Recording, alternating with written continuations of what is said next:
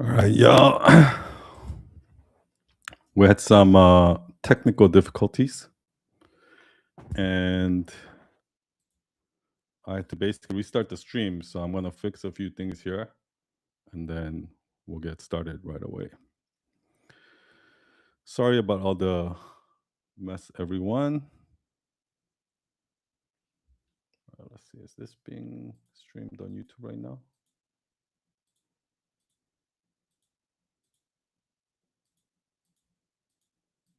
I don't even know.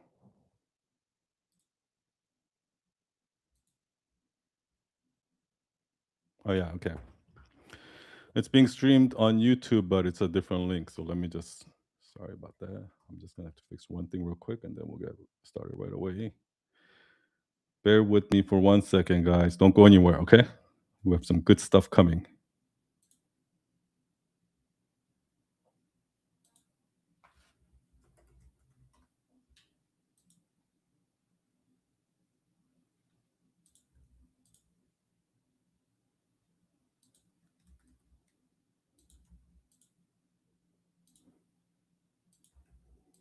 Okay. Think we're good to go. All right, this is what I'm going to do. If you have a question for me, just put it in the chat. If you're a Night Owl Nation member and you, hey Lyra, if you want to call in, I think Lucy, you were trying to call in before. Try again. In the meantime, I'm going to share my screen.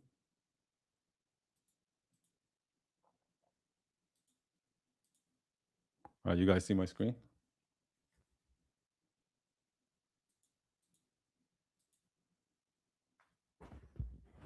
Yeah, can somebody put in the chat if you can see my screen? Okay, cool.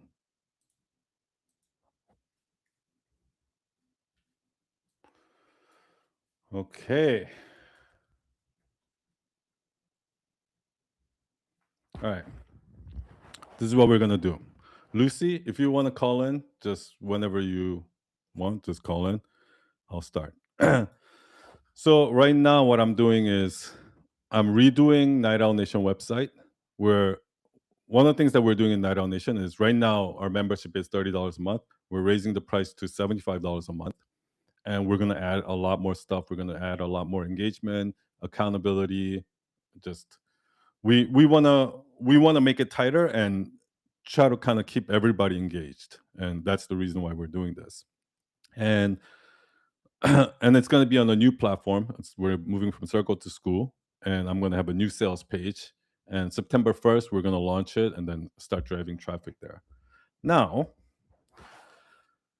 in order to do that, so every time I make a website, first I do a plan, right? And I'll kind of give you an idea of. Let me see if okay. I'll summarize how I normally plan a website. So when you plan a website on a very high level, there's few things you need. One, you need to understand what you're like from the business perspective. Let's say if you're making it for yourself, what your number one objective is, number two objective. Like you have to prioritize your objective, right? So my number one objective is maybe increase sales or get product purchase or whatever it is, right? Or if your service business, might be opt-in or lead magnet, filling out a contact form or something like that. Maybe your second objective might be to collect an email, or something like that, right? Maybe your third objective is for them to browse a certain type of content on a certain page. So you have to actually set goals, and then what you have to do is look at all of the pages on your website. See, like the biggest problem that everybody's have. All right, let me start over. I've been making website for 20 years. And the number one problem that I see with almost everyone is that there's too many pages. So I think a lot of business owners feel like more is better. So they're like, let's add this page, let's add this information, let's add this. And what actually that does is that kills conversions, that kills traffic, that kills time on site. It's the last thing you want to do. So your goal on a website should be to have the least number of pages as possible. So the best website is the website that only has one page, right? The second best website would be 2 page, and then the third best website would be 3 pages. So your goal is to have the least number of pages possible. So you have to look at your goals, and then you have to figure out what pages do I not need to achieve these goals, and you remove that, right? But then you also have to look at your customers' goals, the visitors' goals. Because when somebody comes to your website, they have a reason why they come to your website. So, for example, if somebody's coming to my agency website, the customer just has two goals primarily. They want to see my portfolio, see how good I am, and then number two, they want to see how much I charge. Those are the two information they want, right? So it's kind of like a dance. These are the two things they want. One, so if you give to them right away, if you give them your portfolio and the price right away, they're gonna just leave, right? Because they're on remember, they're like, this is how they got to your website. They went to Google. They're like, web design company, search, and then they have a link, and then they go, okay, first one, click, browse, next, go back, click, go back, go back. So they're just going down the list, right? And then yours just happens to be one of them, right? So when you come and you give them the portfolio and the price without any selling point and anything like that, they're just going to take that information and leave and make their own decision, right? So it's kind of like that's why it's kind of like a very fine-tuned dance between giving them what they want a little bit, and then getting what you want, and then giving them a little bit what you want. Like, you have to do this, right? And then what happens is, once you figure this out, it becomes very clear what are the pages you need and what are the pages you don't need, right? And then the flow becomes very clear. Like, when somebody comes to your homepage, the next page you want this customer to go to is here. The next page is here. Like, you can start, depending on the audience type, you can start mapping out the user journey, right? And this is what you want to do. So if you map out the user journey, it's so now, if you want people to go from here to here to here, it becomes very clear that on this page, the goal of this page is to get people to here. On this page, the goal of this page is to get people to here, so on and so on, right? So this is how I plan every website, right? So once I've done all of this, then I have all the pages I need. I have the goal for each page. And, after they go through this page, what is that the client is achieving? What is it that we're achieving? And then what is the next step from that page on? So that's kind of how I know it sounds like confusing. I have to actually like point it out. But that's how I normally plan websites, right? For this one, because it's a sales page, it's basically a one-page website. I'll go over, I don't need all of those multiple page shit. Like, all I need is just the goal of this page. So what I did was, I picked out my ideal customer, and the thing is, like, at this point, I almost have to like think about this person in mind. Like, I have to have an actual specific person in mind. Okay. People want to tell authentic stories, not just go viral. People want to differentiate themselves in their niche. People want to grow but not sell out. And then my followers, people that are in line with my values, right? And here's the thing. One second.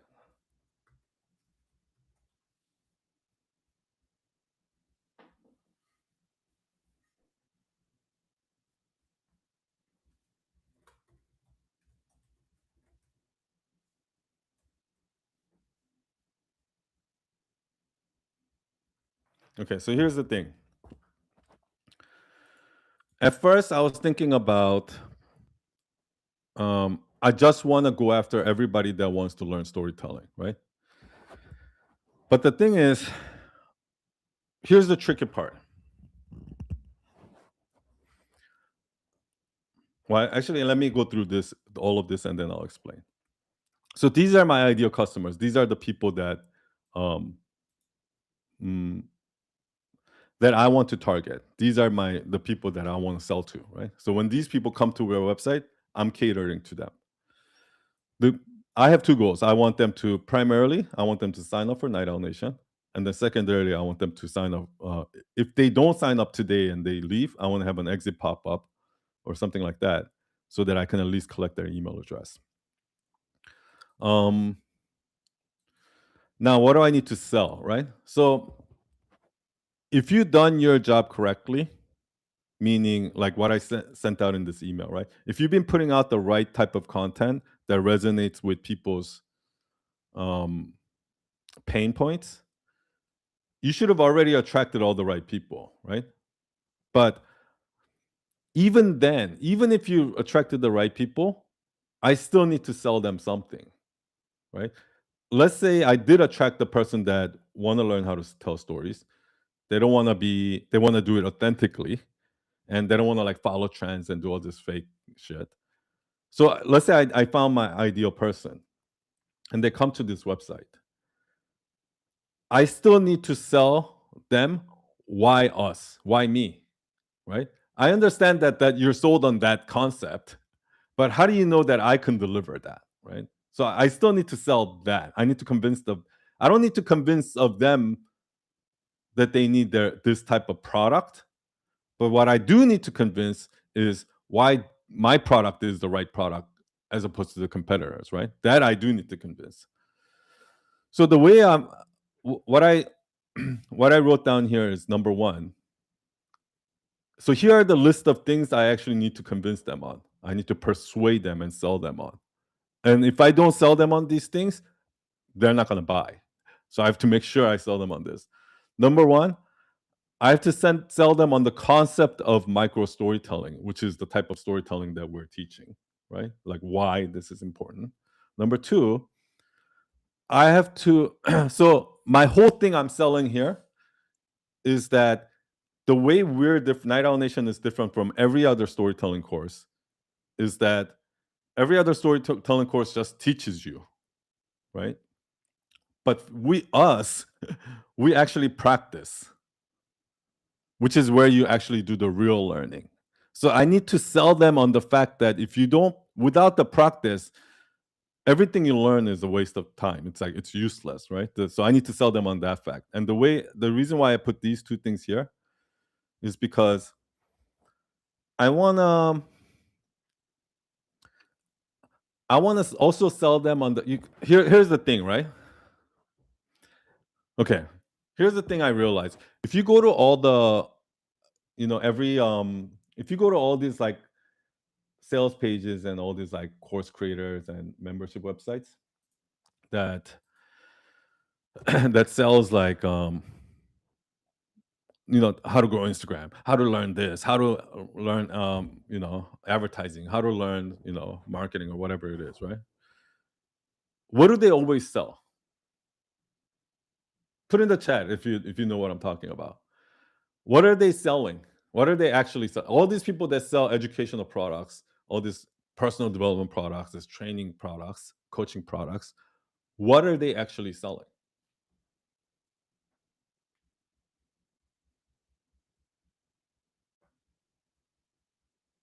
Yeah. If you have the answer, put in the chat.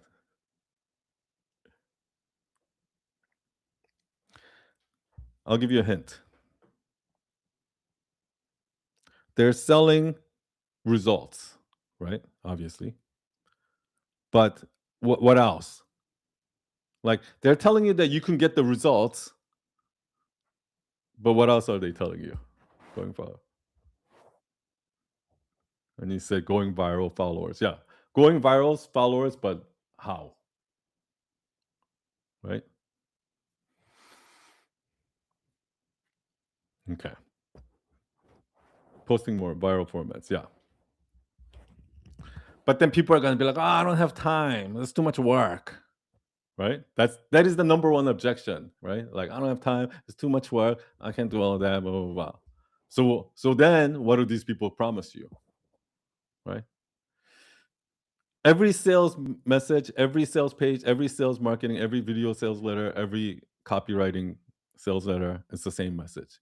Hey, achieve this, achieve dream outcome with no work, with barely any work, right? So what they're selling is they're selling the dream, without the work, right? Because anybody can achieve the dream if they work 18 hours a day for 10 years.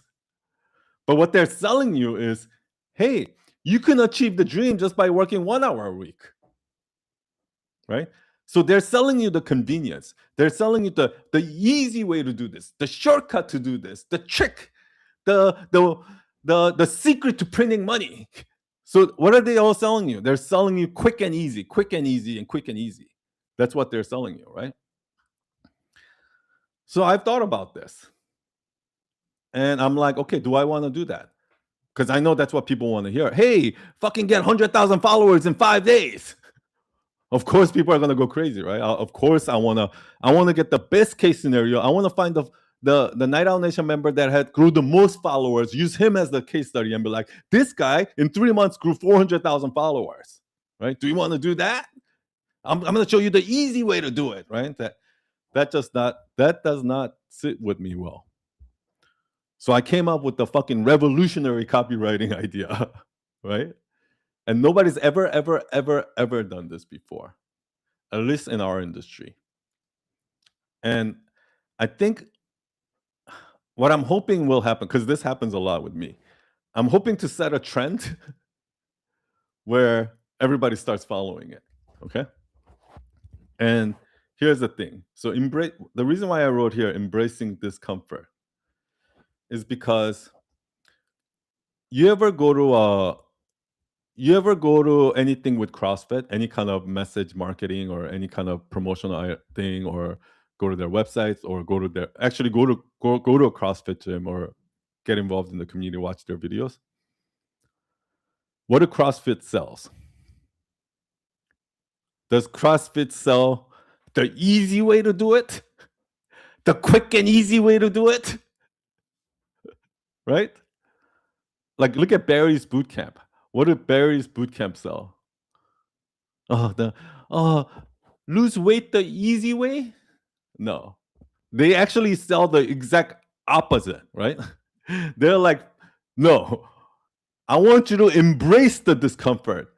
I want you to own the suck. I want you to love it. It's gonna be fucking hard as fuck. You're gonna this is gonna be hard. You're gonna have to put in a lot of work. And for the next year, every week, this is what you're gonna have to do.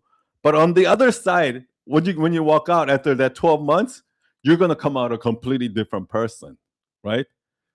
And the only way that'll be done is if you go through the fucking hard work. Not if you find the shortcut, not if you find the secret to print money, not if you find the 10,000 followers in 30 days. That is not going to get you there. I want you to fuck all that shortcut. There's no shortcut for you. I want you to embrace the suck. I want you to own the discomfort. I want you to love it. And that's what I'm going to sell, okay? And I'm actually going to get people fucking excited to fucking do this, right? And the reason why is because I don't see anybody else doing this, except for like brands like CrossFit or like SoulCycle or something like that, right? I'm not only telling you the truth, but I'm making the truth sound sexy. Do you understand? That is what I mean by I need to sell the embracing discomfort, right? The next thing is I also want to sell the concept of that, like, storytelling teaches life. That it's not just about you going viral. It's also about you learning about yourself, right? But I put a question mark because I'm not sure if this adds anything. I also need to sell the idea of why carousels. Why are we using carousels? Yeah, exactly. Yeah. And so you're selling storytelling, like, yeah, exactly. So we're selling that, like, this is like CrossFit for storytelling. This is for CrossFit for content creators, right?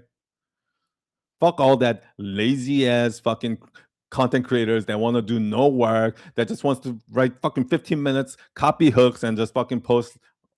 Fuck that. Okay? We're the CrossFit of content creators. We're gonna put in the work. We're gonna be the top elite content creators. Okay. Yeah. The damn templates.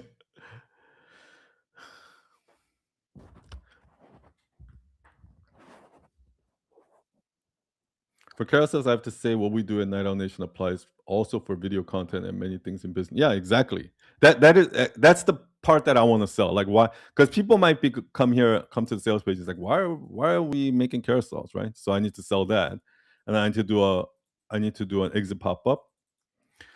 I was gonna put in the idea of like reverse engineering lessons, but I took that out because I really don't think people give a shit.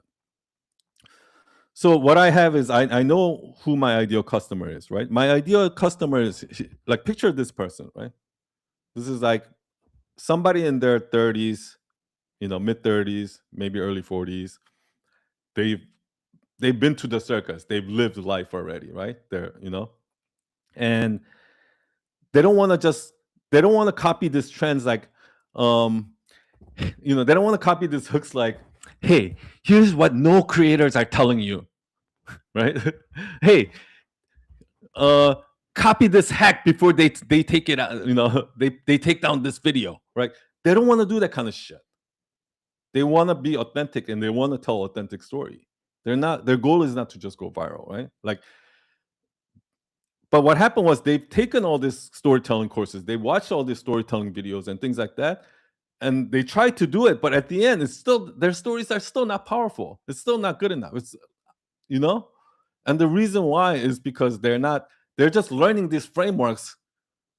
They're like learning how to ride a bike in a book, but never going on the bike, never actually going on the bicycle and riding it, right? So you've read every book possible about how to ride a bicycle, but you've never actually went on the bike. And that's what we are. We're gonna fucking put you in the bike and we're gonna make you ride that shit every week for the next 52 weeks. Okay? That's what we are.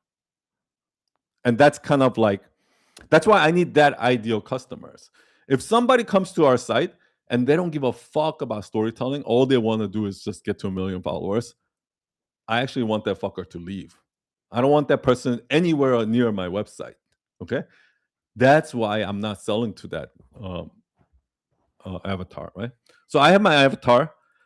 I have my goals. Okay, something about the avatar too, again. Here's the thing.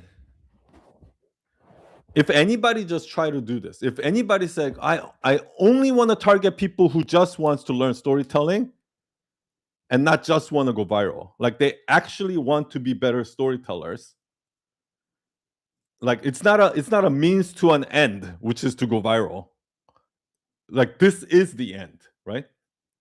So I have to sell it like that. Now, when I sell it like that, I'm going to lose a lot of traffic. I'm going to lose a lot of sales. Why? Because 90% of people don't want that. 90% of people just want a fucking quick win. They just want quick followers. They just want to fucking grow fast. That's all they want. They don't want to put in the work. They don't want to fucking learn storytelling. They don't want any of that shit. They just want this, right? But my kind of audience is the small percentage, the 10% of people who actually wants this more than this, right? Now, if I put out my messaging like that, I'm going to lose all of these people. But these people are going to, fucking love it. And I'm okay with that, right? The reason why I'm okay with that is because over the last 5 years, I've been putting out content and I've already built the brand. I've already put out the type of content that will attract these type of people. So my entire audience is already this 10% of the people. That's why I can do this. But if anybody just goes out and try to do it, it's not going to work.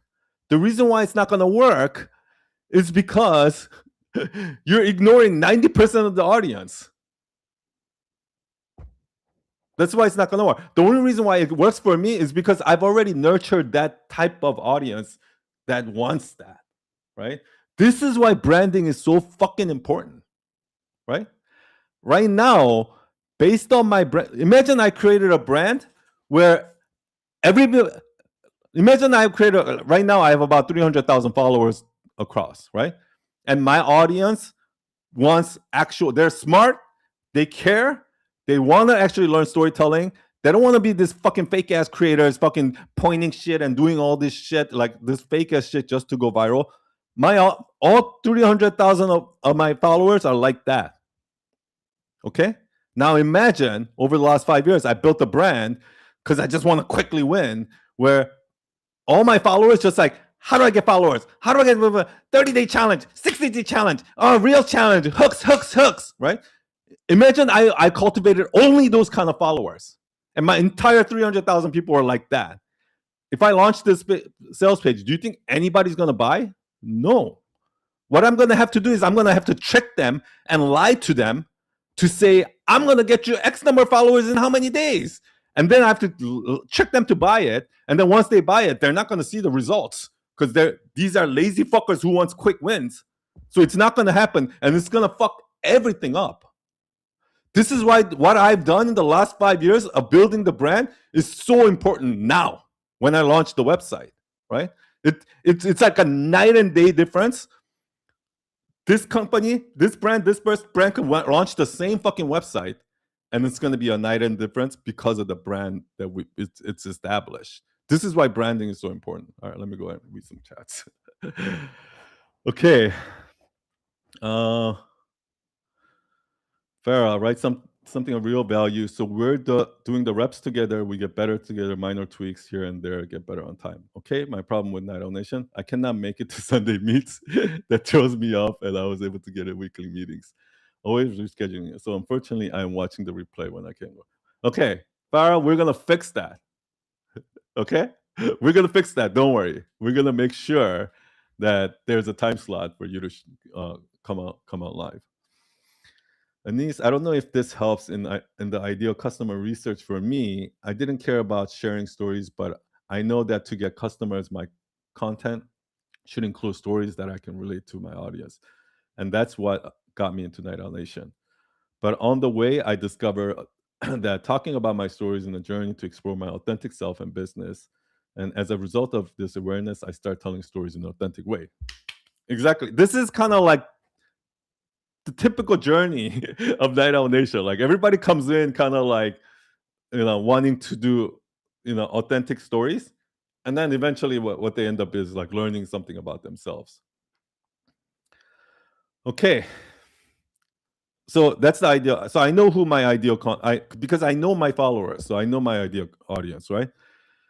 I know what their goal is. I know what they need to sell. And based on I know what I need to sell, the concepts that I need to convince them of. So once I have this, I can lay out my website. This is going to be my website, okay? So I have a hero. The whole point of the hero is so that when my ideal customer comes onto the website and they see the hero, right away, they want to scroll down to read the rest, right? That is my goal for the hero. The goal of the hero is just to get them to scroll. You don't try to sell them anything. Don't try to talk about your product. Don't talk about any of that shit. Your only goal in the hero is to get them to scroll. Once they start scrolling, then you can do all of that, right? But the more you put in the hero, the less they're gonna scroll. They're gonna be like, oh, I already know this already. Back, and they're gonna leave. Okay. Okay, so that's the job of the hero.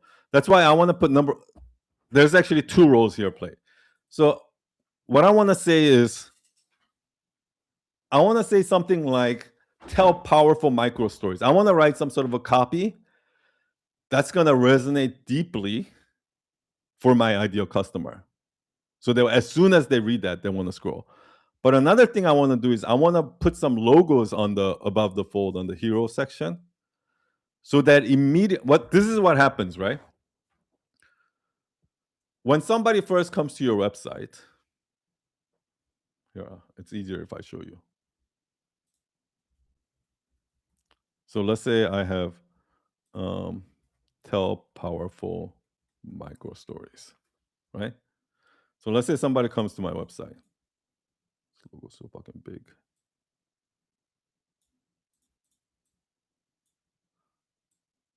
And this is above the fold, right? And I have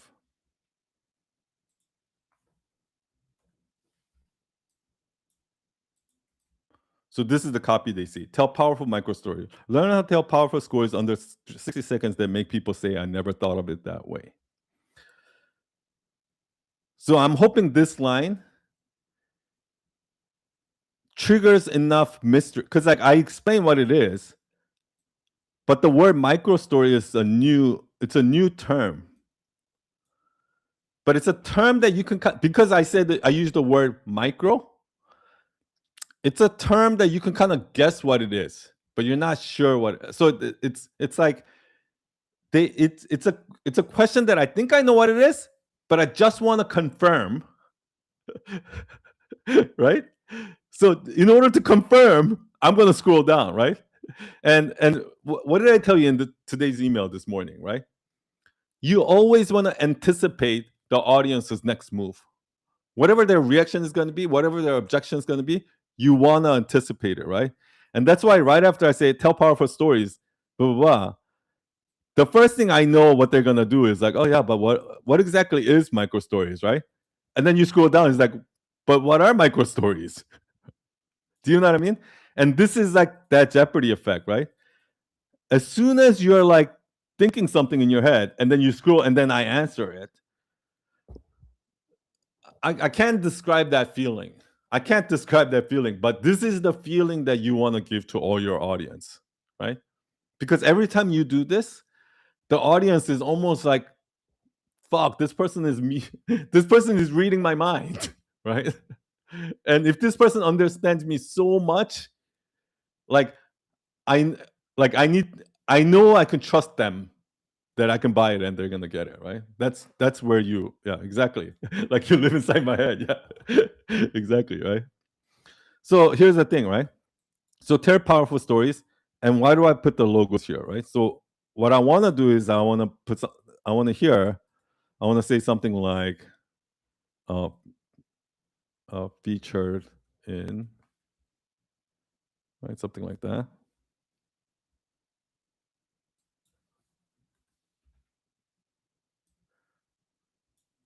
Here.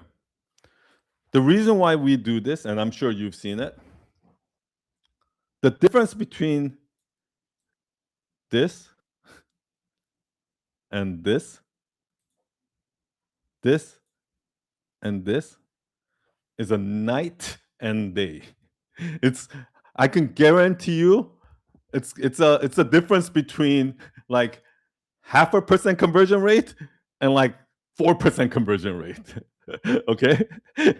Because what happens is like this. It's like, oh, when I browse the websites like this, I'll tell powerful scores, oh, okay, cool, okay. Oh, yeah, all right, okay. I get it. Okay, well, this is how it goes, right? But now, if I see this, immediately in my brain, because people judge a book by its cover, because people are fucking biased, because people are fucking stupid, in my brain, as soon as they just see this logo and book this, they legitimize it in their head. They're like, oh, this is legit. Do you know what I mean? Immediately now I have authority. And every word they read after this, they're going to eat it up. I'm going to have them eating out of my hand. Just because I put the logos there. If I didn't put the logos, every fucking thing they read, they're going to be like, they're going to be doubting. They're going to be doubting every word I say. But because I put the logos in the hero, zero doubt. They're going to hold on to every word I say. That's how much of a big difference it makes to put it above the fold. And this is the reason why they all do this. Okay? And if you don't have this, what you want to do is something like this, right? Let's say you don't have all this feature in it, right? What you do is you can put your clients here if you're a service business.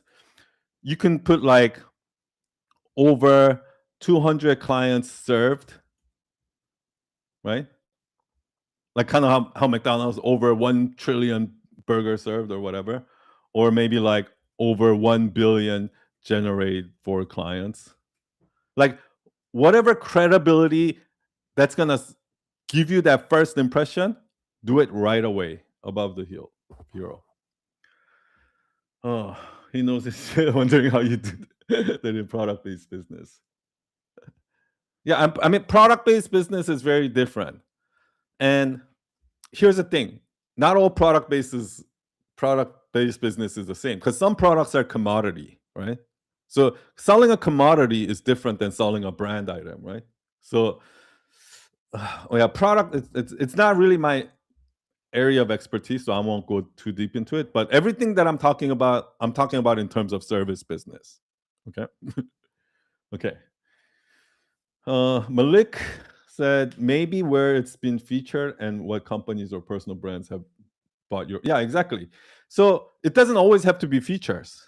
It could be the only thing you want to do is you want to instill that credibility in their head immediately in the first as a first impression. Yeah. Okay. So as soon as you do this, and now you go down. So remember, tell micro stories. Okay, let's look at my notes here, right?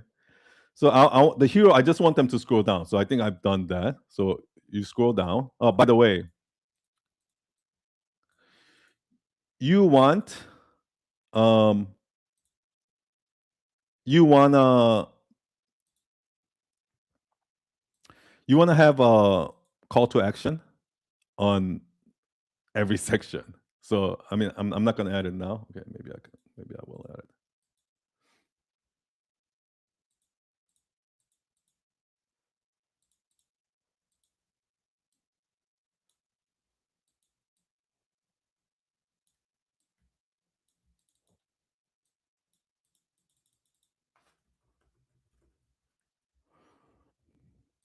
Another thing is this, okay? I'm gonna tell you another secret.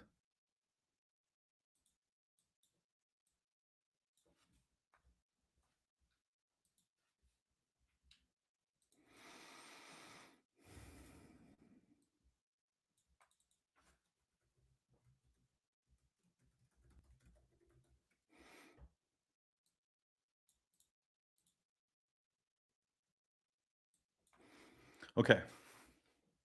Let me see.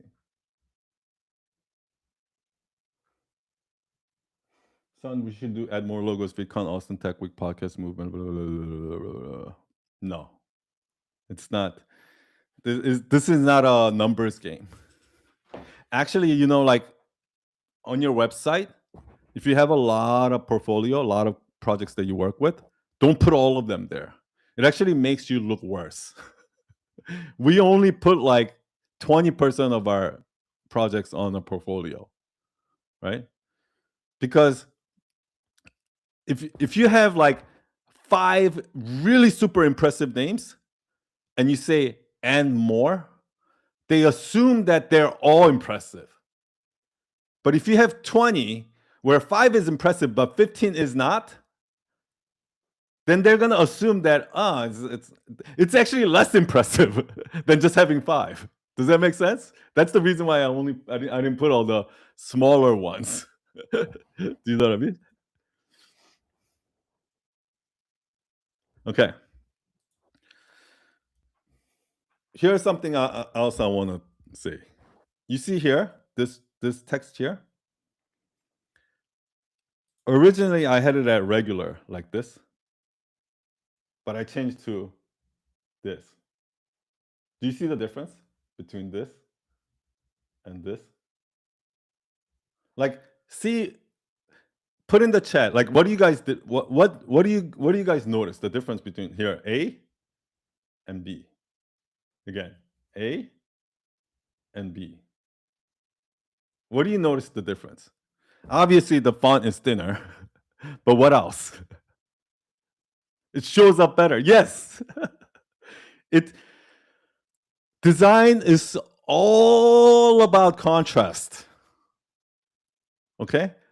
You have to understand design is all about balance and contrast. Balance and contrast. Balance and contrast. And if you can figure this out, like the most sophisticated designs you're going to see are going to have the most extreme contrast like that, right? Like bold versus thin, right? Now, this is You see this? Even though this pops more, it's actually not as powerful as this. Do you see the difference? Even though this, obviously, people will be like, yeah, like, this is what clients will do. Make it bold, make it bigger so people can see it. Make it bigger, bigger, bigger, right? That's what clients do. So look at this and look at this. What happens is actually this will drive people to read this and this more than do it. Like if you do it like this, they won't read this or this. But when you do it like this, now I've created a hierarchy for you. I made it clear for you. I'm saying, okay, I only want you to pay attention to this first. And if you have time, only if you have time, then you can read this, right? So that always play with the contrast. And it's not just like font, like size. It can be, it's also like this, right? What if I do it like this, right?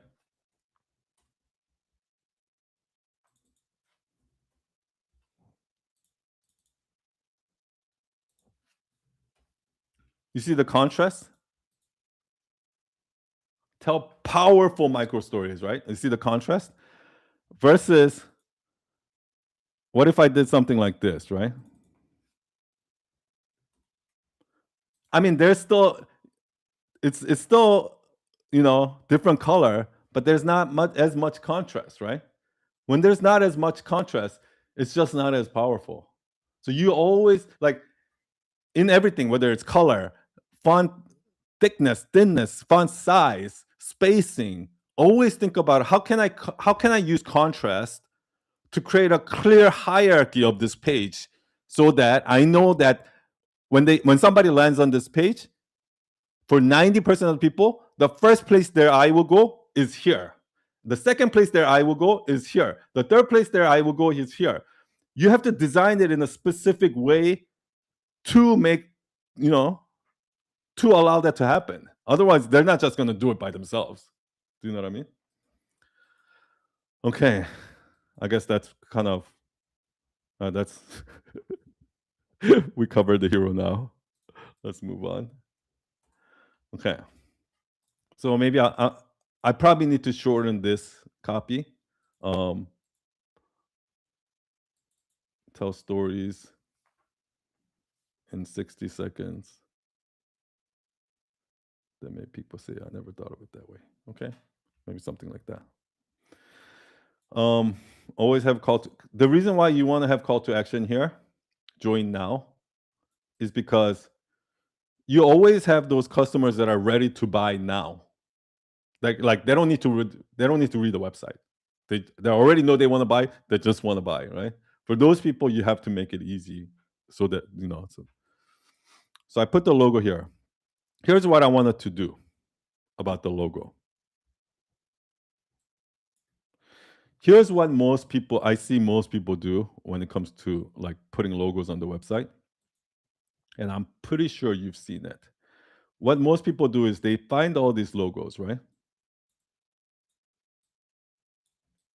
So they'll take these logos and they'll bring into Photoshop. So I have the logo.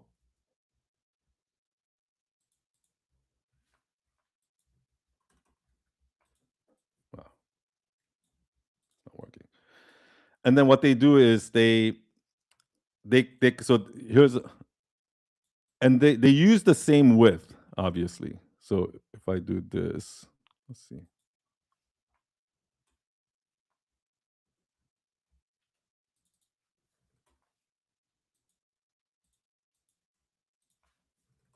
Okay. So now you see these are all same width. Do you see that? You see that they're the same width? So I see a lot of people do this.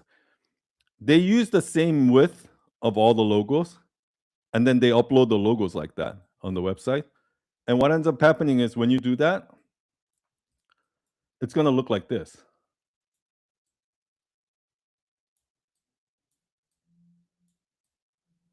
Right?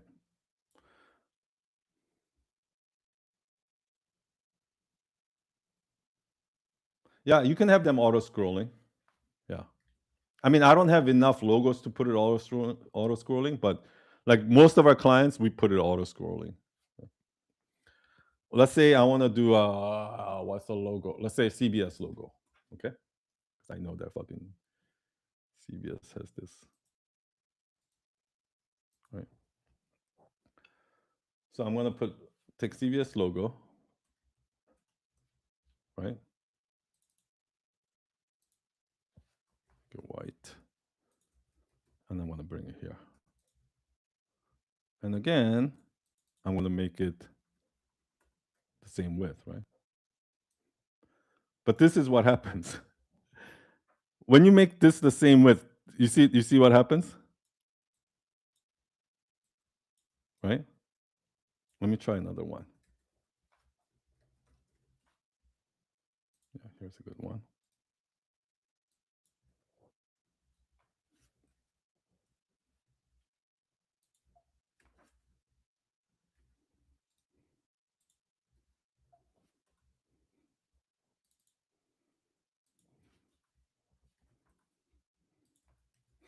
You see like these kind of square type of logos? You see these are like square type of logos?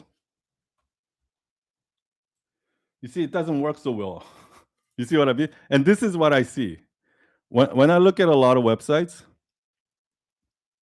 I mean, I'm trying to make it look ugly, but like this is what I see, and it kind of like fucks up all the design, right? So here's what you need to do. If you want to balance this so that it balances throughout, like for example, this.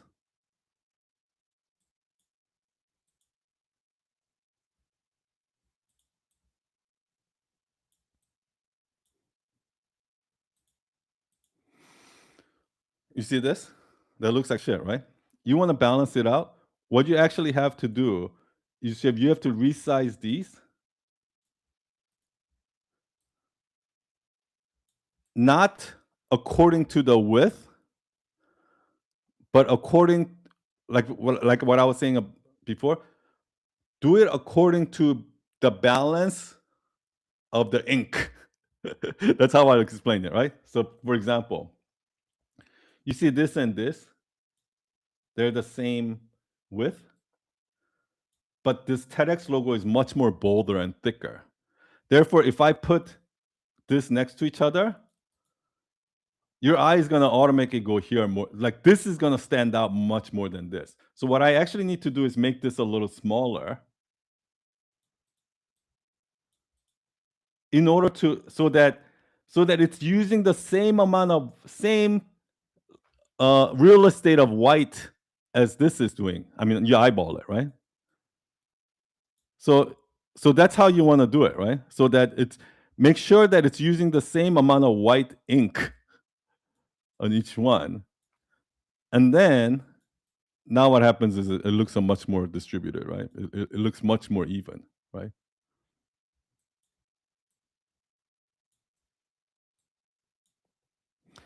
And then what you want to do after that, I mean, because this is all nice and designed in theory, but in reality, what's going to happen is on a website, every one of these logos actually do need the exact same width. So then what I would do is I will create an invisible box, okay? 1, 2, 3, 4, 5, 6, 7. I create 7 invisible boxes, identical in width, right? You saw that? You see it there, right? And then what I do is I center each one of these to the box.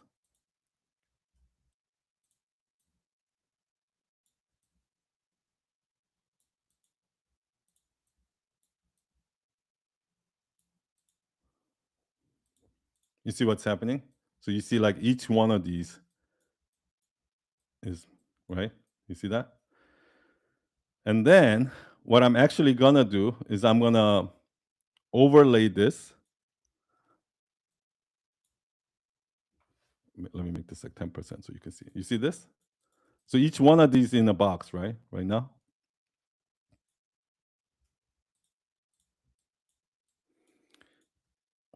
The ABC logo is annoying.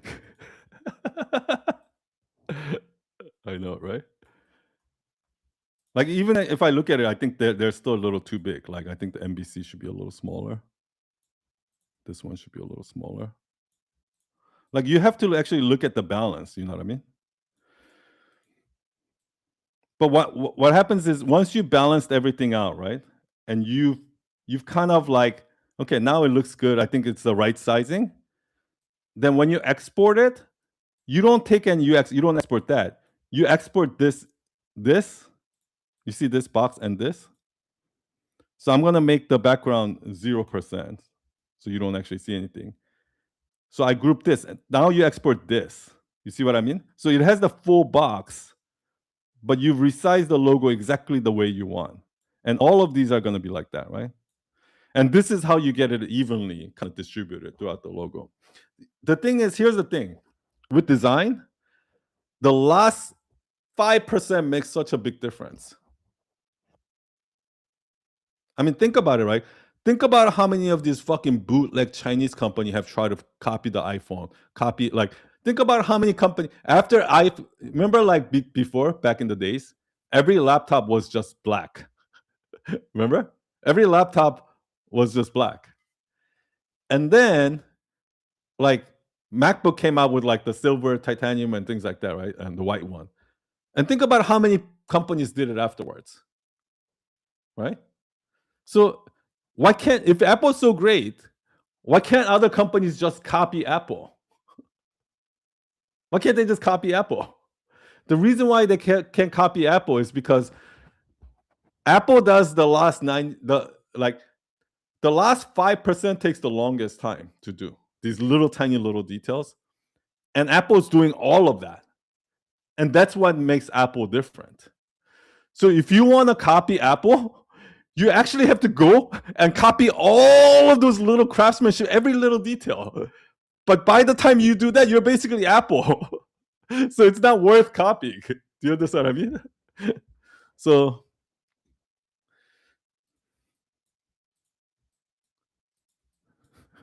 yeah. Anyway, so I mean that I just wanted to show that because I see this type of thing a lot with the logos, and I see everybody doing it differently. Another thing is usually I always design for mobile first. Usually I design every website in mobile first and then I do desktop. But the reason why I did desktop just straight to desktop here is because like my website, I don't know if you notice, but if you go to my website, like they're just all single column. You see what I mean? They're all just single column. Like they're just all one. So it doesn't matter like whether you're like this or like this, it's the same shit. You know, it's like I purposely designed my website this way. Like so that you know, no matter what size it is, it's like I purposely made the website so basic so that it will be like that. You know what I mean? Like I don't know if you guys noticed that, but that my entire brand is like that. My entire brand is I don't add anything that's unnecessary. If it's unnecessary, unless it's like 100% necessary, I remove everything. I'm like a uber minimalist when it comes to design. Okay. So we have the hero, tell power blah, blah, blah. So and then now people see this logo and they're like, oh shit, okay, cool. And then they scroll, like I said, that's in their mind, right? So because people are gonna be like, what's MicroStory? The next thing I want to do. Oh, by the way, another thing I wanted to do on this website that's different is I want to make it so that it's overly conversational. So people feel like it's people have this feeling like they're not in a business. I want them to feel like they're on somebody's personal website, like fun websites, right? I don't want them to feel like they're in a business website. So tell powerful micro stories, and then So because of that, maybe the way I might write this, you see how I write the copy as I design? You notice that? So what I used to do is I used to write the copy first, and then I'll hand it over to the designer and do it. But what I realize is that actually when I design and write copy at the same time, I end up making decisions. I end up coming up with some brilliant shit that I would have never came up with if I do those two things separately. And that's why like now I just do it all together. So here I might put something like what are micro stories, right? But I want it to be even more of a mind fuck than that. So I might write something like, I know what you're thinking. Something like that. What the fuck is a micro story?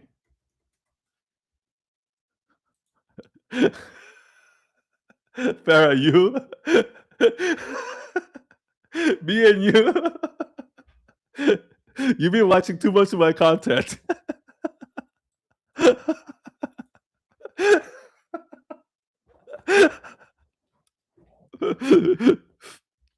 Okay. You know what I mean? So like it feels even more casual. Like tell probably from I know what you're thinking. What the fuck are micro stories? So here, so what I'm gonna do is explaining what micro story is, which is I kind of did it here. What I'm gonna do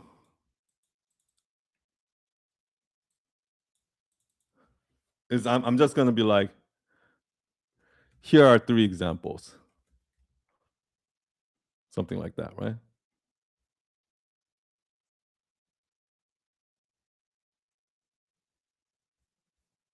Yeah, actually, Farah, I'm gonna do what you did. Because I don't wanna like I don't wanna scare people off. Maybe here I'll write something like, it's easier if I show you.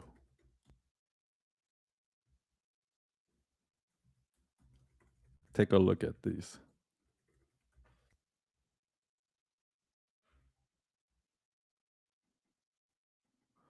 And again, because I want to have contrast,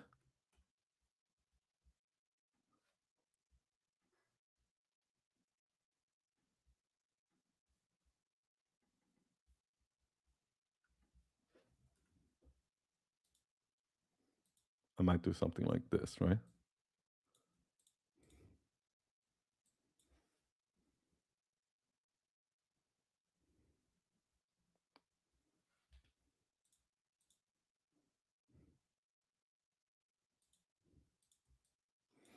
And then I'm just gonna take 3, maybe 3 or 4 of my Instagram posts that has myth sandwich, and I'm gonna put them here, right? So 1, 2. So they click on it, it's gonna take them to the Instagram post. So look. So let's see what we have accomplished so far. So we got them to scroll. We showed them an example of micro stories. So by this point, my guess is they know what a micro story is. They've seen examples of it, and they're like, "Oh, that's dope. I want to learn how to tell stories like that." That's what I'm hoping, right? By this. So then they're gonna be like, "Okay, how do I? So how, right?" Again, exactly. So that's at every step. That's you want to do that as much as possible, right? So what the fuck is a micro story? It's easier for sure. Take a look at example, right? And then I'll do the same thing, right? Okay.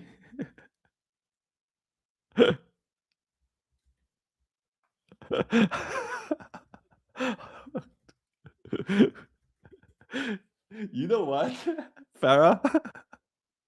You're actually giving. You see, This is why I love working in collaboration, because I feel like when you're like bouncing ideas off each other and when you're like collaborating, you you actually start coming up with ideas that you haven't even thought of. And the idea that you just gave me, Farah, is this. Maybe I should write the entire copy like that of the website. Like, what the fuck is a micro story? How the fuck do you tell a micro story? Like, hey, fucking, you know what I mean? Like, I feel like that'll kind of, number one, it's kind of like in line with my brand, and I think, yeah, I just think that it does so much in terms of like delivering the like, I'm not even talking about like this. I'm not like, what the fuck is a micro story? How the fuck do we do it? You ever seen that? There's an Instagram account like that. There's an Instagram like every quote is like, maybe I'll do this. Like my podcast, right? Authentic as fuck.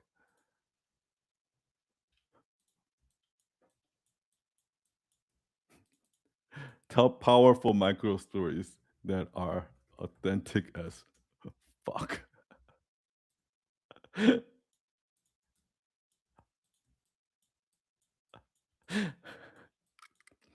Okay, so how to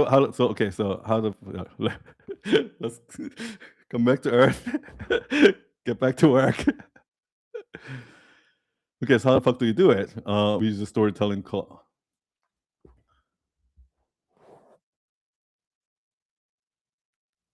Yeah, I mean, I do have like a lot of religious kind of people who obviously would never say that, but I guess it doesn't bother them when I say it, and I think it's because like I never say it in a malicious way. I feel like, do you know what I mean? I like when I say it, I'm not trying to personally attack anyone. you know, it's just like it's just, I don't know.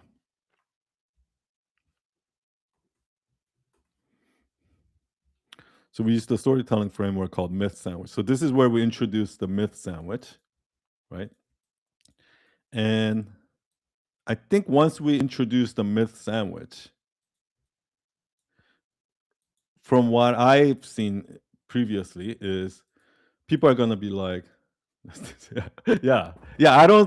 I think if I was to force cursing, that would feel weird. But whenever I'm cursing it, I'm not forcing it. It just slips out like without me knowing. I think that's probably why. Okay.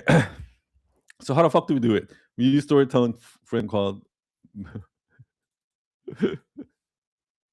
we fucking use a storytelling.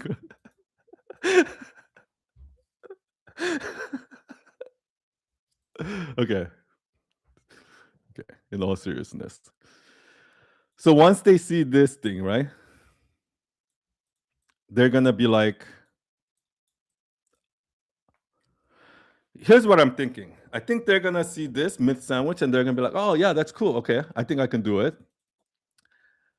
But then now the next I have to sell the idea of practice over learning, right? I have to sell the idea of that because that's what I'm selling. I'm not selling a course. I'm not selling information. I'm selling practice. So I have to sell that part next.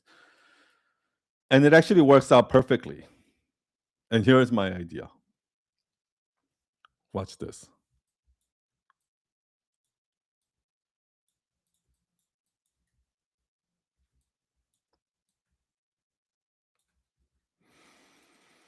Here's my idea.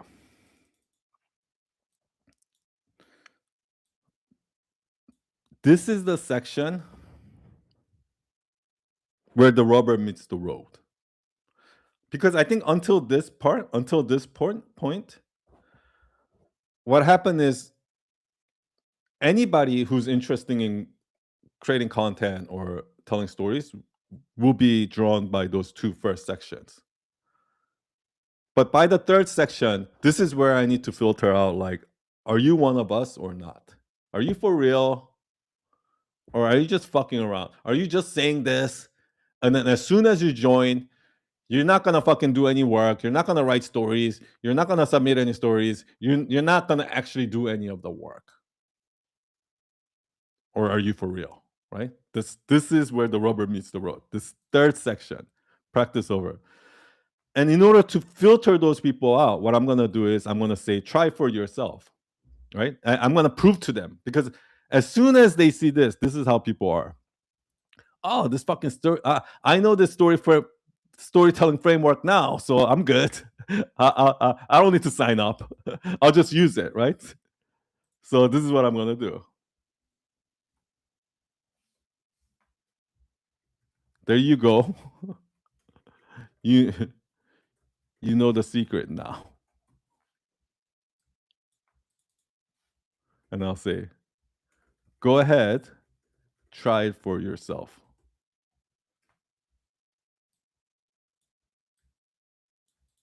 I'm just like writing this copy as I go. I don't know exactly, but I'm just trying to see how I want the conversation to flow. Maybe something like, you know, there you go. You know all the you know all the secret now. Go ahead and try it yourself. It's not so easy, right? So at this point, what I'm trying to do is I want them to write a myth. Try to think of a myth sandwich in their head right now. Like, try to come on, go ahead, come up with one right now. Come up with the myth sandwich right now. You think anyone can do it? Do you know what I mean? Right? So that's a whole, like, I don't know exactly how I'm gonna do this, but this entire section, that's how I imagine. Like, okay, I'm gonna show the myth truth framework, and I'm gonna have them actually try it on their own, and then see how hard it is. Right? So it's almost like interactive. So I might put some button here or something like, you know, to make it a little more interactive. And then once I did that, then the next section comes, why practice is important, and who is Night Owl Nation for, and who is it not for. This is where I want to filter out. Are you one of us or not, or are you one of them, right? So after I go, hey, try out. Not so easy, right? And I'll say, that's because you don't learn storytelling.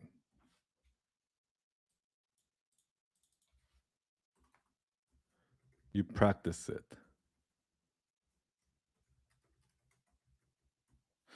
Yeah, actually, this is the section I think that I think is the most challenging for me, because it has a lot to do with like copywriting here.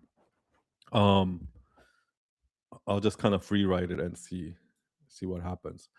The way I'm thinking is like, yeah, I'll just write and see what happens, and then we'll just fix it later.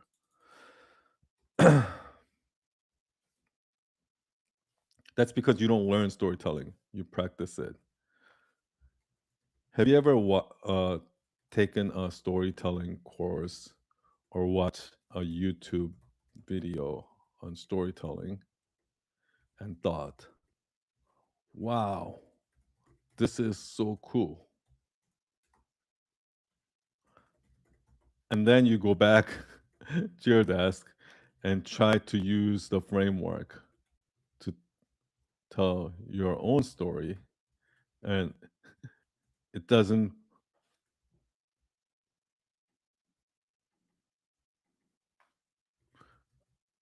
quite work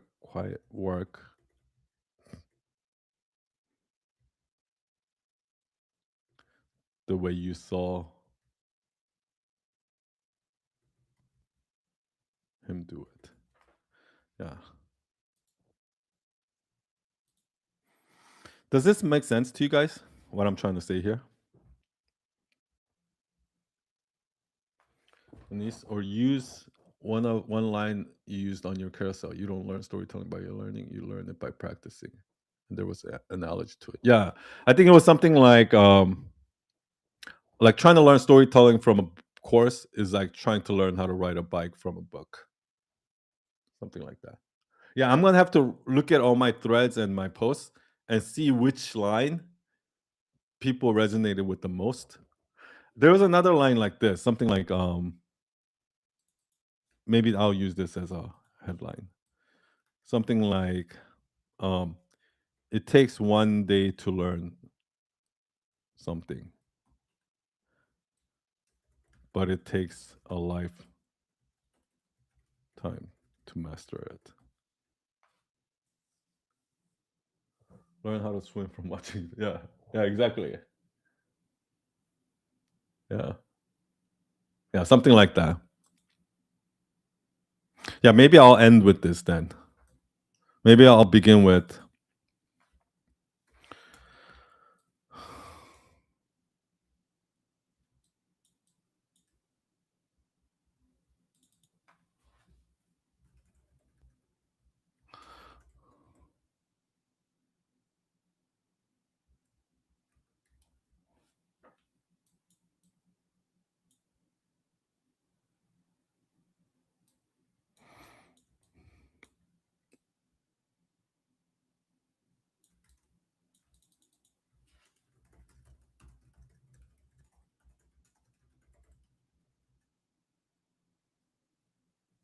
well, that's because uh, learning how to do, learning how storytelling from an online course is like learning how to swim.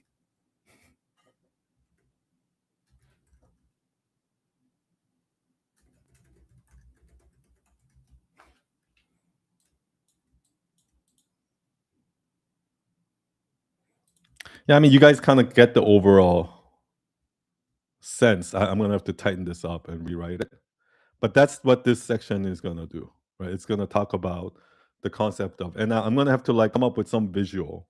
I want to come up with some sort of visual animation here that shows like, let me see. I remember how many cartoon stories you watched since your childhood, and can you similar world? If yes, great. If no, remember how many cartoon stories you watched since your childhood. Can you tell a similar one about yourself? If yes, great. If no, then because. Oh, what is that for? Denise, the skill part.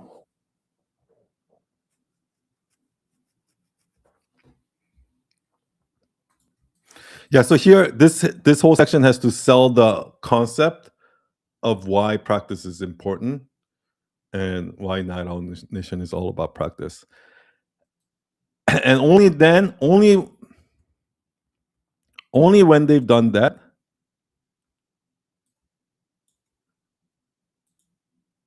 then I'm gonna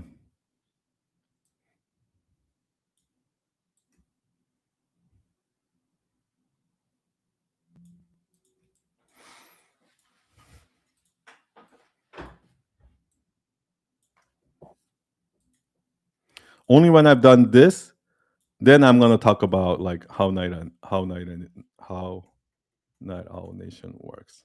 This is the actual features and benefits section, right? So I'm gonna have the myth truth sandwich. How the fuck do we do it? And then the importance of practice over learning, and then how Night Owl Nation works. And actually, I wanted to use this part, so I'm gonna do this. Okay, let me read some comments here. Because making stories doesn't happen by just watching or learning them. You need to practice it. Then the bike example with the YouTube. Yeah. Oh, Farah, practice is important because you cannot hire someone to go to the gym. Exactly. Nobody can do the push-ups for you. Like, I don't care if you're a billionaire. You still got to do your own push-ups.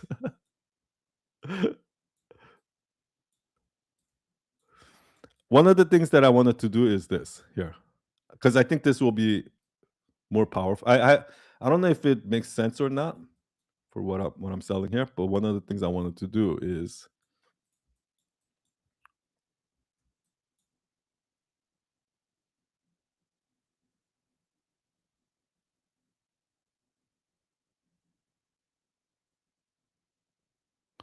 Okay, maybe I should do this.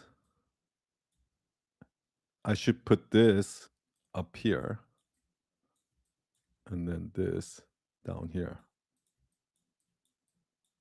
Because then it's like, okay, tell powerful stories, blah, blah, blah, and they saw this, and then they're like, what the fuck is a micro story?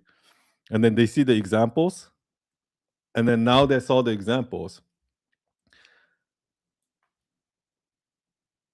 I want to actually show them that, okay, because I'm hoping that like when they saw the examples, they're gonna already be impressed. They're like, oh wow, these are cool, these are good stories. Um and they're gonna be like, wow, these are good stories. But is it really, does it really work? Right? That's what they might be thinking. That's why I need to like ease their mind by saying, you know, and I used micro storytelling to help clients like, wait 1 second, I'm gonna have to read the comments. Okay, practice important. Is that Jay Shetty? Yeah, that's Jay Shetty. These are all our clients: Mel Robbins, Jay Shetty, Gabby Bernstein, Mark Randolph. Maybe the next example could be a lead magnet. What do you mean by because they will jump over to Instagram and be distracted?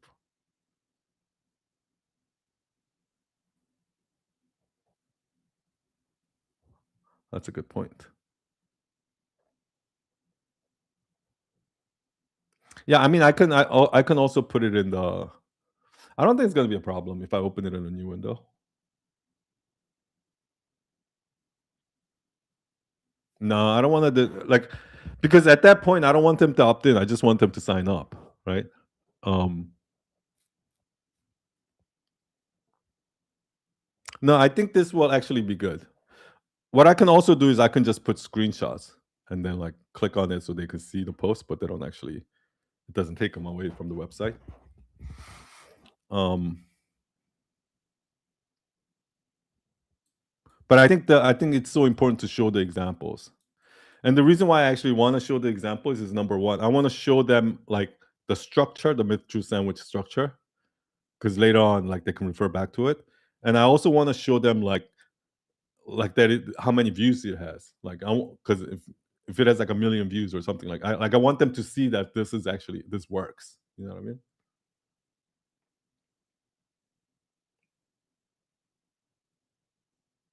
Yeah. And I already have an opt-in on this. Remember, I'm gonna have an exit pop-up.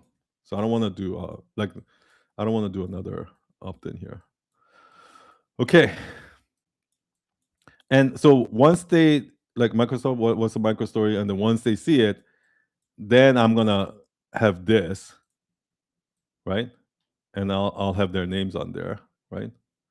And this is another credibility thing. It's once they see this, they're gonna be like, oh, okay, this is this is the point where they're gonna be like, okay, this guy's legit.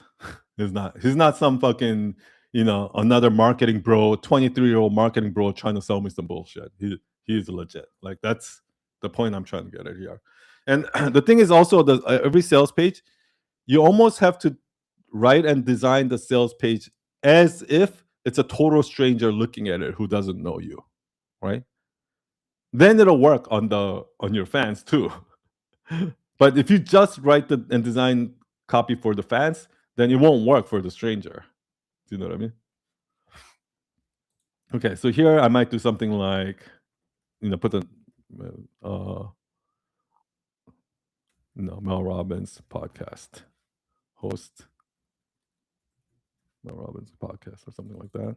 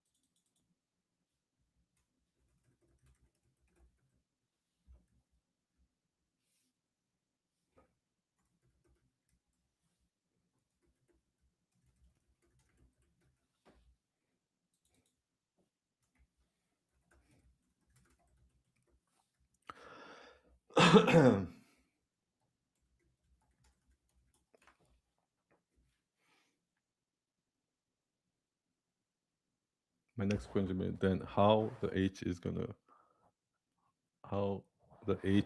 help me.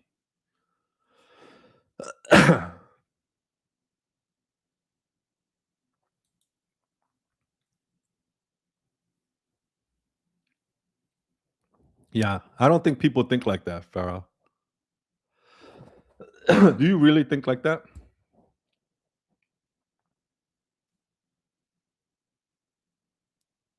Do you think people really think like that?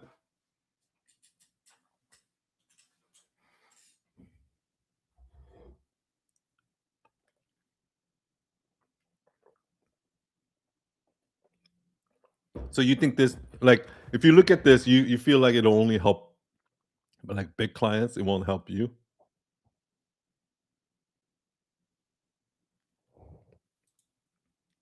Does that really?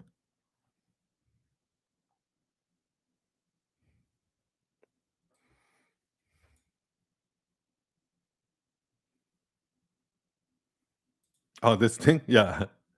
And maybe I should say something like this. And help and it helped me go from 0 to 320K followers across.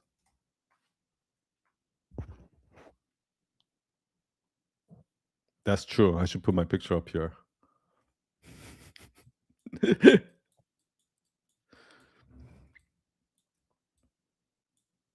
Yeah, so then I'm gonna put this stuff in there, right?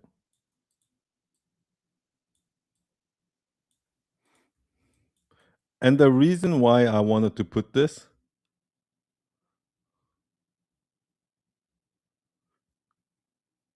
is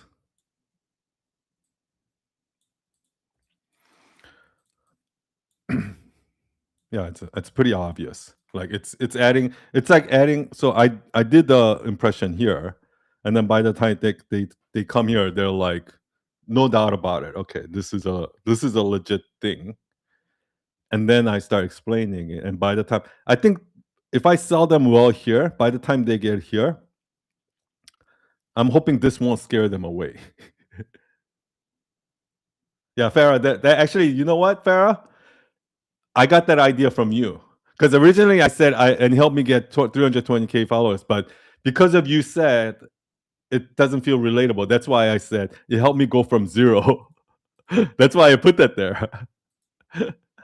Yeah, exactly. So thank you for that. Um, okay, so how the fuck do we tell micro stories?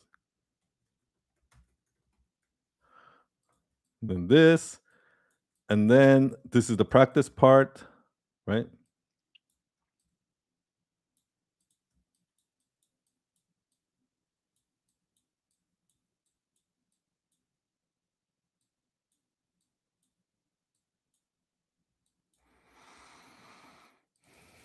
Oh, and then the next thing I wanted to add here. Okay. All the effort. One of the sections I wanted to add is this.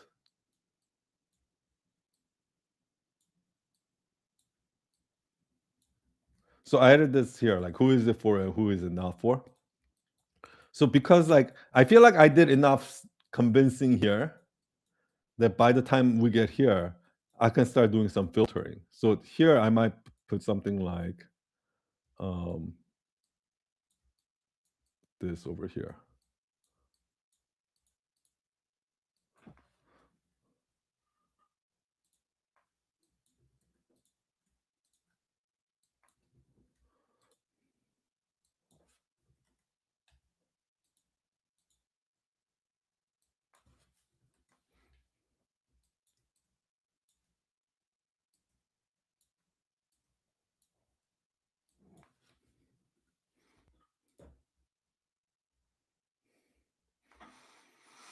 Good night.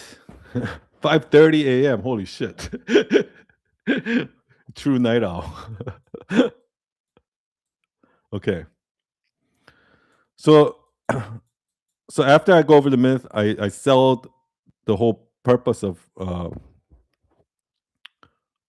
this thing, the practicing thing, and then I'm actually gonna say,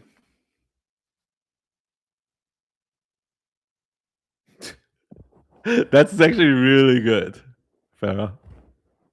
I should actually like aim for that. So on the next round of testimonials, like I wanna like really push everyone so that by the end they're gonna be like, you know, son kick my ass and this is what I did. This is what I got. So in this is the qualifying section. Like Night Owl Nation is for you if you're an entrepreneur building a personal brand. You feel like your stories aren't powerful. You want to go viral, but in an authentic way. And if it's not right, it's not right for you if you're not sharing your own stories but another brand's. You can't invest at least 4 hours a week.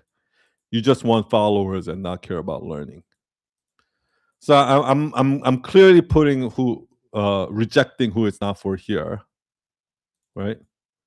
And then I'm gonna go into how Night Owl Nation works.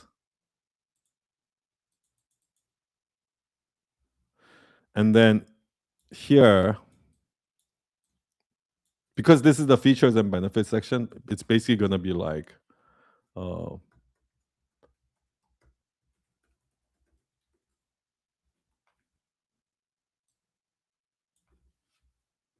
I'll just put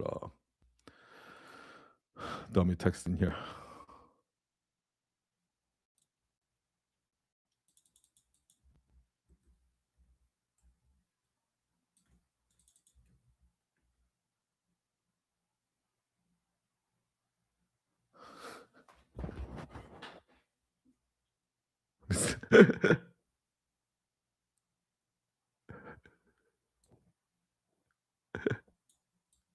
It'd be awesome if like I have testimonials where people are like crying and they're like, "Oh my god, oh, son beat the hell out of me."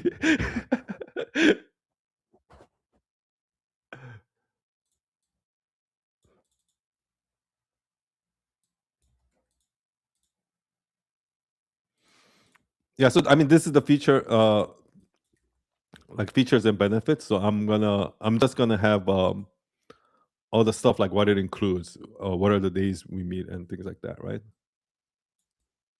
So it's gonna have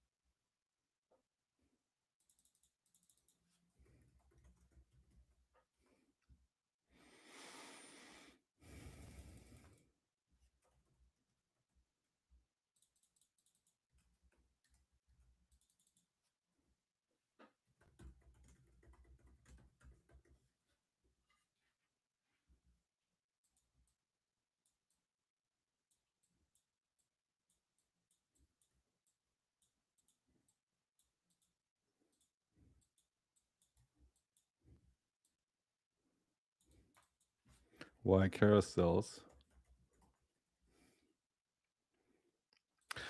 So I think here,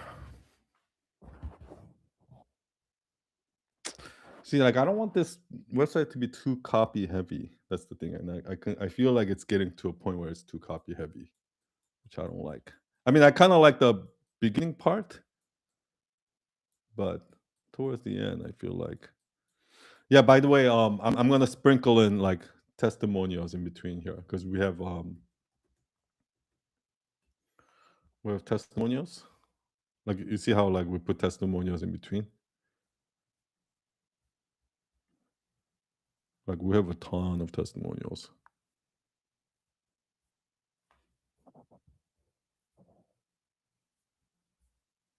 Yeah, so we'll put all the testimonials like in between.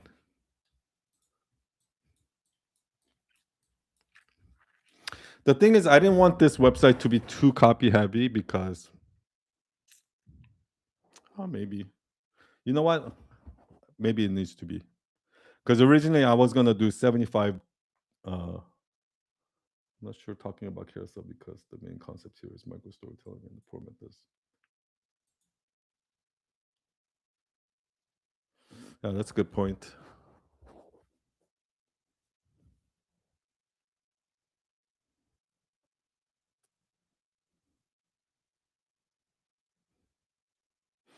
Do you think it's gonna be weird, like if you didn't know that you're gonna make carousels and then you come in and then you realize that you're making carousels?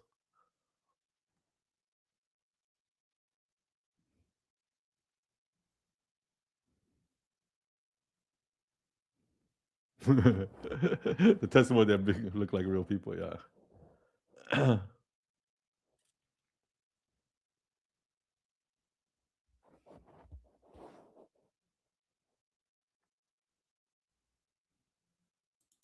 Yeah, so I'm not gonna just have carousels.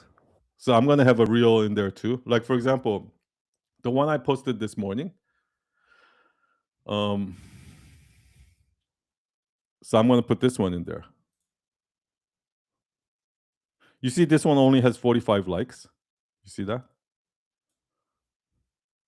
You see, this one only has 45 likes and 1,800 views. You guys see that? Oh, you can't see it. You see here? So this post I posted this morning only has 1,800 views and 46 likes, right? You see it?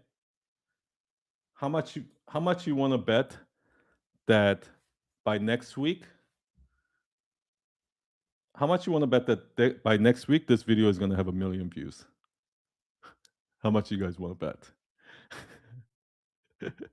Like I know that right now it doesn't seem like it, right? Oh, it's already been all day and it's only got 46 likes, right? And it's only got 1,800 views. I guarantee you by next week, this video is gonna have 1,000,000 views. How do I know that? I'll tell you later.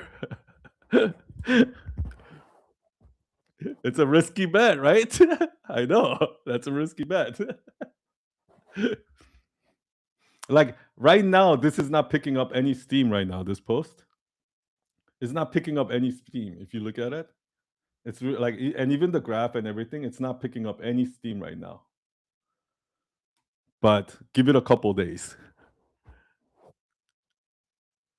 Yeah, give it a couple days. It's gonna because you know how I know is because I've actually posted that a few times last week, and the same thing happened.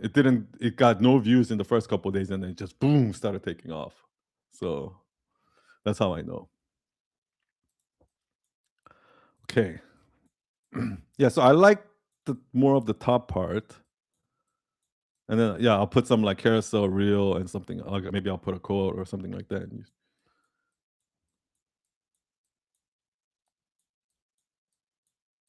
Yeah, maybe I might have to shorten this section a lot.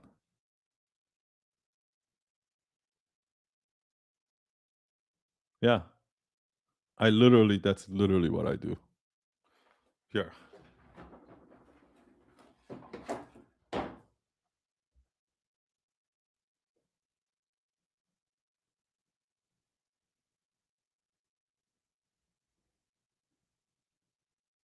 I don't know how I'm gonna be able to show you this.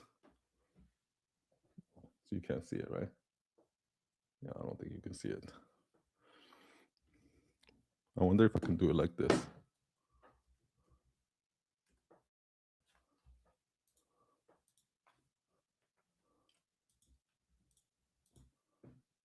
Okay, so you guys see this? You see this? This is my trial reels. Okay.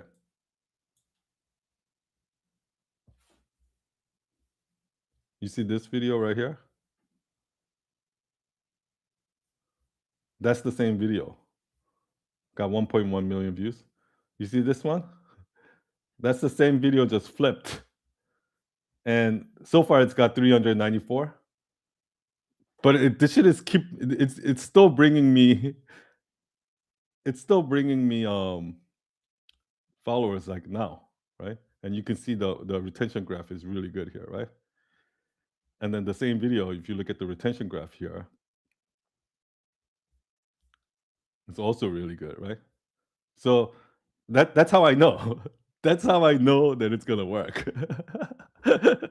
Because the same thing happened with this video. This video in the beginning didn't get any views, and then all of a sudden people started sharing it, and it took off.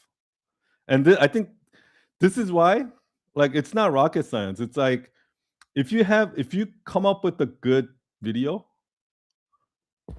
just think about it, right? I made over 1,500 videos, and that was my best performing video. So it took me 1,500 videos to have that one. But now that I have that one, I can keep reposting it and I keep getting 5,000 new followers. You know what I mean? Okay, back to this. So I think I'm gonna shrink this part. There you go.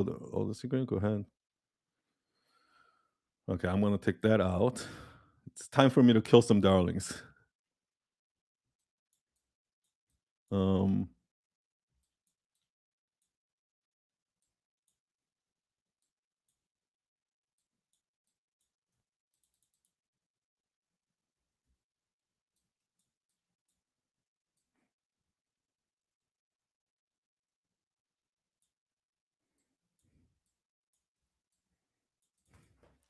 Here, you know what I'll do? Yeah, the views carry. No. Okay, Farah, the stuff in the trial reels, only your non-followers see. So it is never gonna show on your grid. But when you post on trial reels, that's when you get the most followers. So let's say you have a video that go viral on your main feed, and you post that same video on your trial reels, and it also goes viral. It's gonna bring you more new followers on the trial reels, because remember, your trial reels are only going to non-followers. So when a video goes viral on trial reels, you get followers like crazy. Do you know what I mean?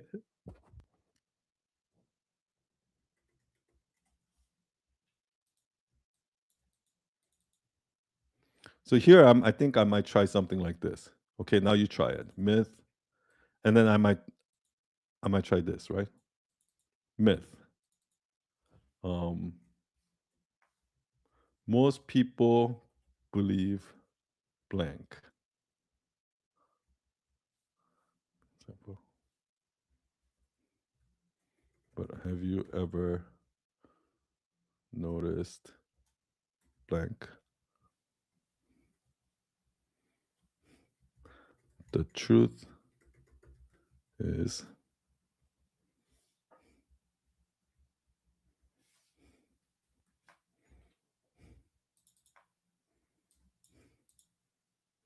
you see what I'm trying to do? I'm trying to kind of make it interactive.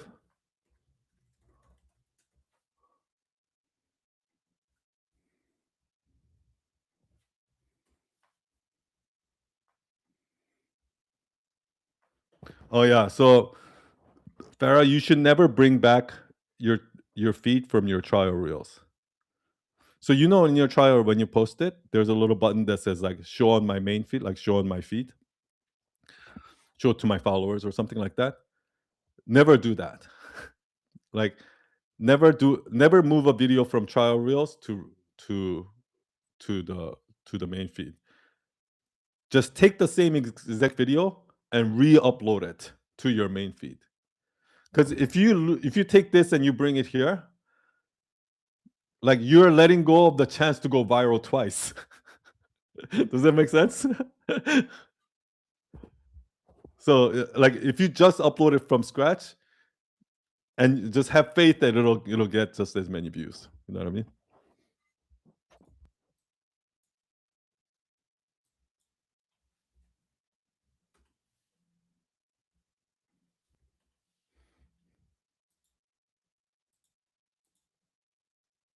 Yeah. So I might do something like this, right? Like I'll say now you try it.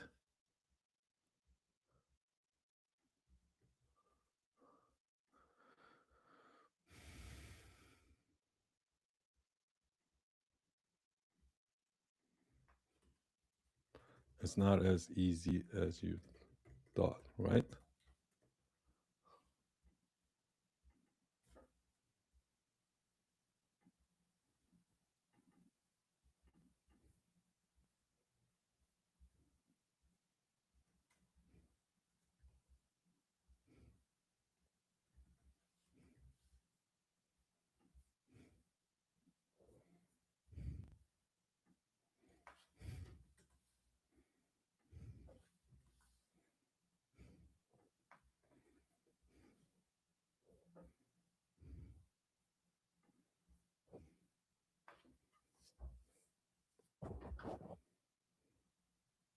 Yeah.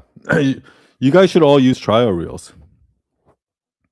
I mean, if you have the time to like, you know, do those additional.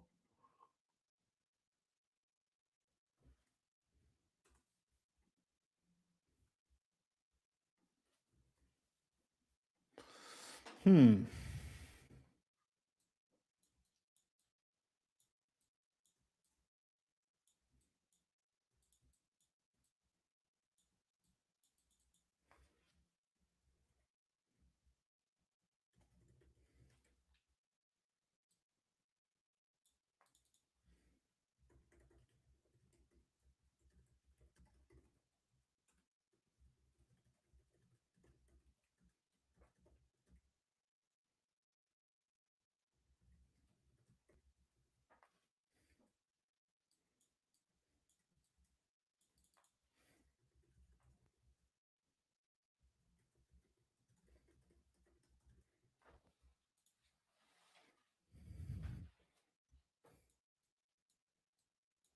So I guess this is like where I kind of have to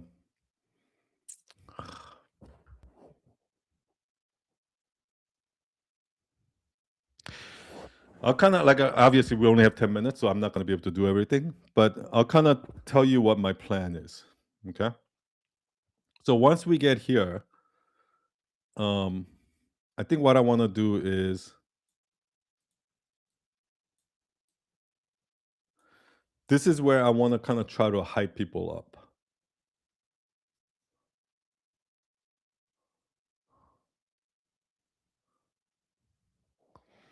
And I don't know if I'm going to do it with a video or graphic or text, but the feeling that I wanted them to get is something um like every coach is telling you they're going to show you the easy way.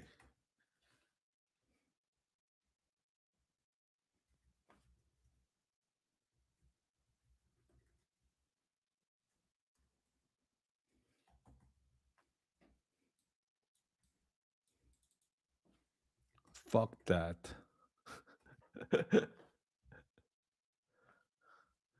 I'm going to put your ass to work.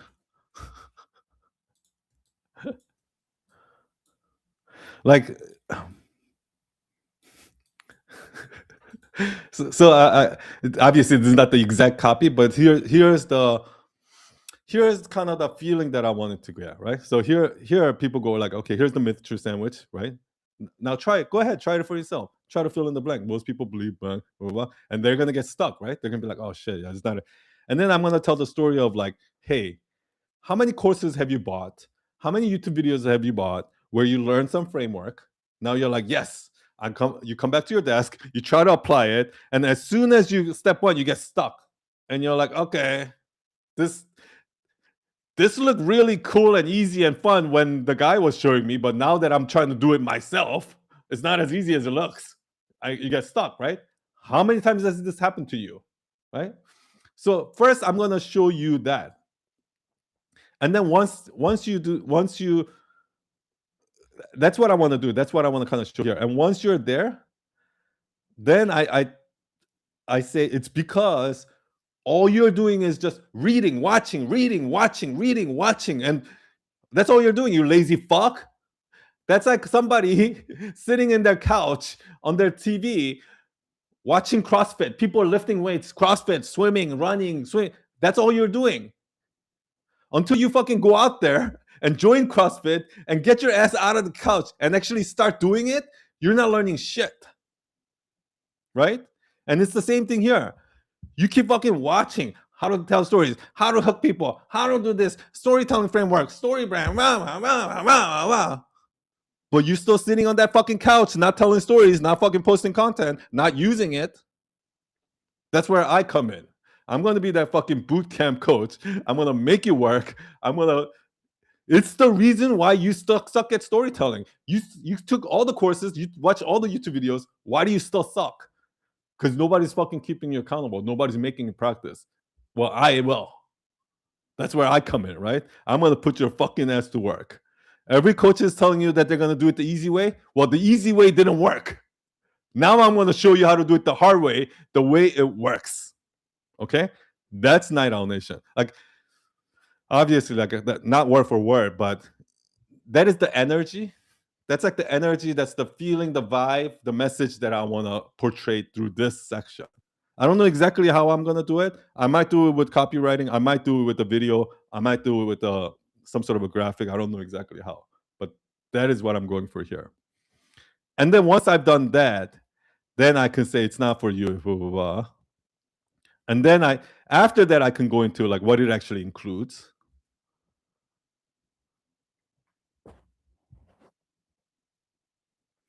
So yeah, I mean, do you guys think that I don't need to mention carousels at all, Anis? Maybe I don't.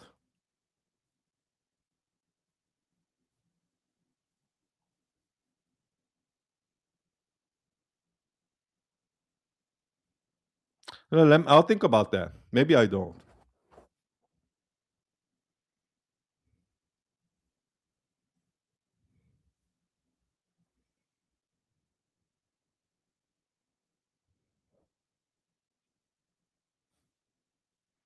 Yeah, I don't think most people care about. Okay. Yeah, so maybe I'll just leave that part out, leave the carousel part out then.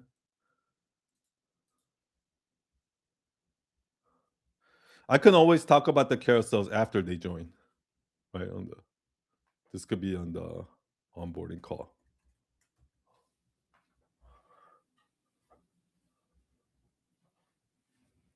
Yeah, I see what you mean, Anis.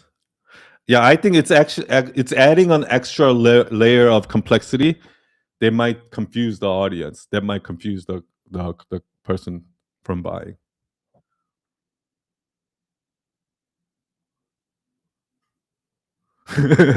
Yeah. So I think you know what I think that's kind of overall. I'm gonna end the stream here because I don't think we're gonna get any much more done here. But I have a good idea. I think of I have a good idea of I think what the message like just from like talking to you guys.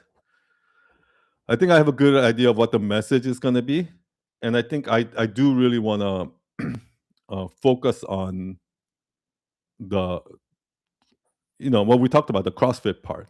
That this is not the easy way. This is not the easy way to grow. It's not the shortcut to 10K followers. It's none of those. It's actually the hard way to grow because easy way doesn't work. And oh, my camera is off. Can you guys not see me?